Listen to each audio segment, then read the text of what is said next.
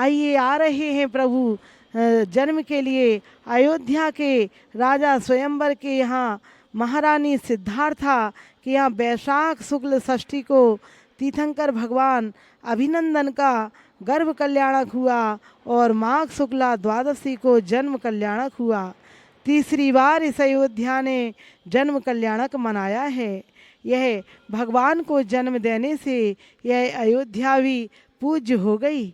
ऐसे संभवनाथ भगवान के 10 लाख करोड़ वर्ष 10 लाख करोड़ सागर बीत जाने पर श्री अभिनंदन नाथ भगवान का जन्म हुआ।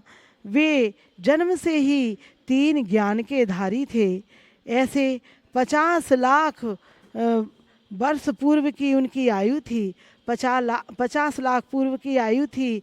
350 धनुष शरीर की ऊंचाई थी और 350 धनुष की ऊंचाई थी। बंदर का उनका चिन्ह था। 37 लाख वर्ष पूर्व बीत जाने पर राज्यकाल में एक दिन माघ शुक्ला द्वादशी के दिन अभिनंदन नाथ भगवान का जन्म कल्याणक मनाया जा रहा था। रंग बिरंगे फूल रचना हो रही थी, महलों को सजाया जा रहा था।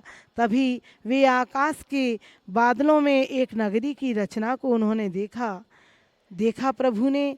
तभी देखा कि एक गंधर्वपुरी की रचना हुई और वह विलीन हो गई।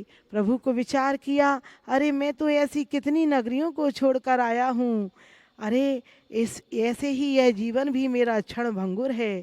मनुष्य जीवन तो आयु के अधीन है, सब संयोग छूट जाएंगे। आत्मा बिना आयु के ही शाश्वत रहने वाली है। उसकी आत्मा की कोई आयु नहीं है, ना वह जन्मती है ना वह मरण होती है।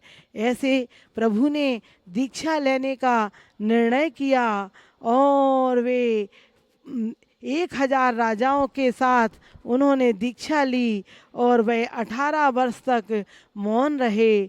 पौष शुक्ला चतुर्दशी को दीक्षा लेकर उन्हें केवल ज्ञान की उत्पत्ति हुई। उनके 130 गणधर थे और 16,000 केवली थे।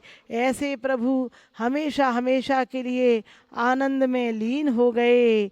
आनंद कूट पर विराजमान, संवेश शिखर के आनंद कूट पर विराजमान, मन वचन काय को योग को बस में करके वैशाख शुक्ला षष्ठी के दिन प्रातः काल के समय उस आनंद कूट से हमेशा हमेशा के लिए आनंद में विराजमान हो गए।